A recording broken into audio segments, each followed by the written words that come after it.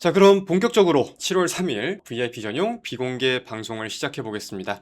자, 전일 미국 증시 먼저 한번 살펴볼게요. 전일 미국의 3대 증시가 혼조세로서 마감되었습니다. 다우 지수는 1.14% 상승하면서 신고가를 경신했는데 나스닥 종합은 0.80% 하락했고요. S&P 500은 보합으로 마무리되었어요. 그리고 필라델피아 반도체 지수가 5.44% 하락하면서 연일 어마무시한 급락을 보이고 있다라고 정리할 수 있겠습니다. 사실상 어제 미국 증시의 큰 틀, 전반적인 여건을 본다고 했을 때 환경은 굉장히 긍정적이었어요. 왜냐? 미국의 고용 보고서가 예상치를 하회하면서 국채 금리도 하락을 했고 달러도 약세를 보이고 위험 자산에 대한 선호 심리가 분명히 뚜렷해질 수 있었는데 이와 별개로 반도체 중심의 투매가 이어지면서 업종별 수익률이 꽤나 엇갈리는 장세가 나왔다고 이해해 볼 수 있겠습니다.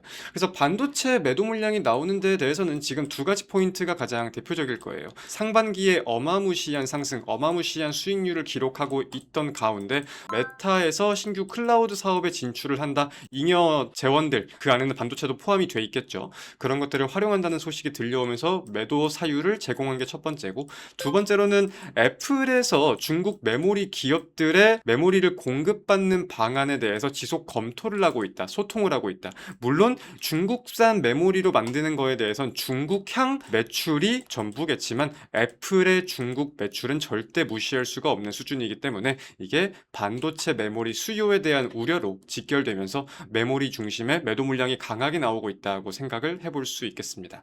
그래서 오늘 방송에서는 일단 미장 순환매에 이은 국내 증시도 순환매 관점이 좀 뚜렷해질 수 있을지 보는 게 중요할 것 같고요. 반대로는 삼성전자, SK하이닉스가 반도체에 대한 매도 물량을 미장보다 먼저 맞아둔 느낌이 있기는 있어요. 물론 국내 증시 자체가 그렇기도 하지만, 그래서 그에 대한 반발 매수가 어떤 식으로 유입이 될 건지 오늘은 지켜보는 게 중요할 것 같습니다. 반대로는 미장이 좋지 못했다고 주말을 앞두고 매도 물량이 나올 가능성도 배제할 수는 없겠지만 일단 차분하게 한번 잘 지켜보겠습니다.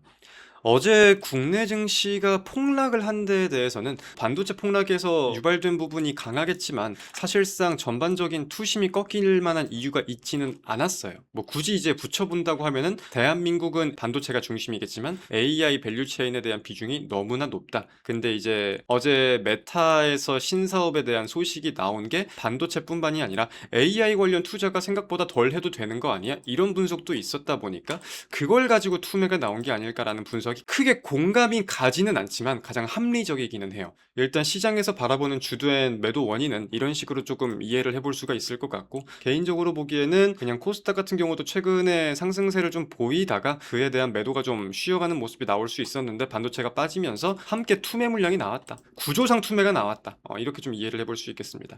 어제 같은 경우도 거래대금은 올해 들어서 가장 적은 거래대금이었습니다. 매도 물량 자체는 등락률 대비해서 전혀 많이 나온 게 아니다라고 이해를 해야 되는 거겠죠. 우리가 이에 대해서는 회복이 되는 것을 분명히 확인을 했고, 종목별로 본다고 했을 때도 6월, 7월 지금 증시 수급 때문에 빠지는 거는 분명하게 또 빠르게 회복을 하는 게 확인이 되고 있기 때문에 지금의 하락에 대해서는 큰 의미를 부여해서 득될 게 없다. 시장의 실적 자체에 문제가 생긴 게 아니다 보니까 오히려 지금 5월 대비 6월 시장에 대한 컨센서스는 2분기 실적 컨센서스는 증가하고 있는 국면이죠. 그런 것들에 대한 문제는 없다 보니까 이런 내용을 가진 하락은 우리가 그냥 나왔던 게 또 한번 나오는 거구나 정도로만 이해를 하는 게 현명하지 거기에 생각을 덧붙일 필요는 없다. 이게 저의 중심입니다.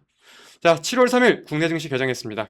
어제 하나오션 같은 경우는 사실 상승 부분을 다 반납을 하긴 했지만 시장 대비해선 그래도 강한 모습을 보였는데 오늘은 이 근처에서만 그냥 조금 매도 물량이 나와도 이 근처에서만 놀아도 문제가 없을 거라고 생각을 합니다. 주말간이던 다음 주던 CPSP에 대한 결과가 진짜 이제 나올 거니까 그거를 우리가 좀 봐야 될 필요가 있을 거고, 일단 흐름을 좀 지켜보겠습니다.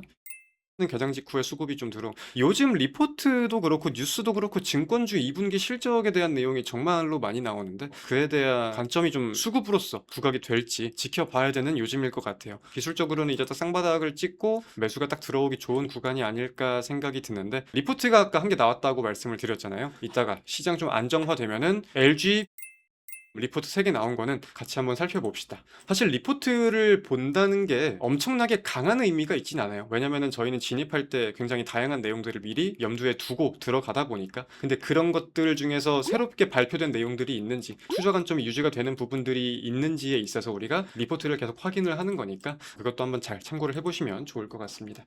시장이 좀 밀리고 개장 직후에는. 근데 매도 거래 대금이 막 엄청 제한적이다도 아니고 엄청 많다도 아니고 이렇게 뺄 매도 거래 대금까지는 아닌 것 같은데, 확실히 공포의 투매가 요즘 개장 직후에 막 자리 잡아서 움직임을 보이는 게 많기는 많은 것 같아요. 반대 매매 영향도 좀 있는 것 같고, 시장 전반적으로 한 4%, 5%씩은 모든 종목들이 지금 하락을 하고 있는데, 일단 1차적인 이 투매가 어디서 마무리가 될지 한번 오전 중에 보는 게 가장 중요하겠네요.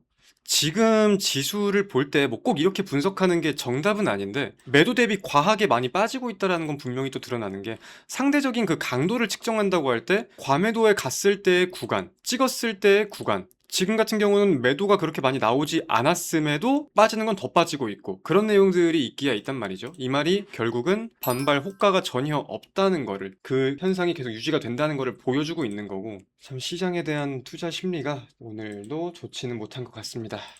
근데 우리가 분명한 거는, 어디까지 더 빠질까, 내일도 빠질까, 이제 그 고민을 할 때는 전 지났다라고 봐요. 어차피 빠지고 있는 그림이 지금은 거의 패시브니까, 시장 자체가. 그렇기에 제가 반등, 반발에 대해서 최근에 많이 말씀을 드린 것도 연결이 되겠지만, 이제는 언제 어떻게 분위기가 좀 돌아올까, 그렇게 시선을 좀 이어가야 된다고 생각을 하거든요. 뭐 생각을 이어간다고 당장 다음 날에 반등이 나온다? 그렇게 보기는 어렵겠지만, 큰 그림으로 봤을 때 조금씩은 분위기가 변하고 있는 부분은 있었으니까, 우리가 순환매를 최근에 확인을 한 것도 있고, 시선이 분산되는 걸 확인한 것도 있을 거고, 지금 낙폭에 대해 과한 낙폭이라는 게 숫자로 증명이 되고 있는 것도 있을 거고, 그래서 그런 것들을 모조리 고려한다고 하면은, 지금 물론 적은 매도와 적은 매수로 너무 강하게 움직이다 보니까 그게 가장 고민의, 그리고 걱정의 1번이 될 수밖에 없기는 한데, 객관적으로 사람의 심리가. 그럼에도 중심을 잡고 그 다음을 이어가야 된다. 여기서 감정적으로 못 참고 뭔가 판단을 하고 대응을 해버린다는 게 사실상 조금만 지나고 봐도 정말 크게 후회할 확률이 높을 것 같다. 전 여전히 좀 동일하게 생각을 합니다. 그래서 힘들더라도 제 중심을 찾아가겠다고, 이어가겠다고 그 말씀을 드리는 거고, 만약에 정말 금리 인상을 대폭 한다고 하면서 기업 이익 추정치가 대폭 깎일 수밖에 없는 상황이다, 이렇게 구조가 만들어진다고 하면은 모르겠지만, 저는 그 그림은 여전히 아니라고 보고 있으니까, 저희가 하락도 맛보고, 하락한 다음에 반등이 나오면 분명히 급하게 나오는구나, 이것도 보고 있고, 또 적은 대금으로 또 하락하는 것도 보고 있고, 역사적인 그 하루하루를 계속 지금은 거쳐가고 있는 과정이기 때문에, 그 다음 그림이 또 이제 만들어질 거다, 만들어지고 있고, 조금씩 그렇게 좀 생각을 하는 게 중요할 것 같습니다. 지금 보면 알겠지만 기업에 대한 관점들은 다들 너무나 좋아지고 있어요. 기업 가치에 대해 본다고 했을 때는 우리가 멀리 보면 좋아, 이게 아니라 당장 2분기 실적만 봐도 지금 예상보다 너무나 좋아지고 있는 상황이다 보니까, 증명되는 숫자를 가지고 실적 시즌과 맞게 한번 부각이 돼야 되지 않을까, 그 생각이 굉장히 지금 강합니다. 그리고 최근에 한국 투자에 관련된 내용들이 많이 언급이 되다 보니까 대미 투자와 관련된 기사가 많이 좀 등장을 안 하는 것 같긴 한데, 결국 이것도 7월 중에는 1호 프로젝트가 발표가 돼야 될 거고, 그럼 당연히 시장의 시선이 이어질 수 있는 부분 생각을 해봐야 될 거고, 계속해서 고려를 해야 될 내용들이 많이 등장을 하고 있는 것 같습니다. 그게 고지고대로 지금 당장 기대감이 부각되지 않는 게 시장 구조가 굉장히 아쉽고 스트레스도 받는 부분이기는 한데, 지금은 그 다음을 생각해야 될 때다. 어쩔 수 없는 부분도 분명히 있기야 하겠지만, 언제까지 이럴 순 없으니까.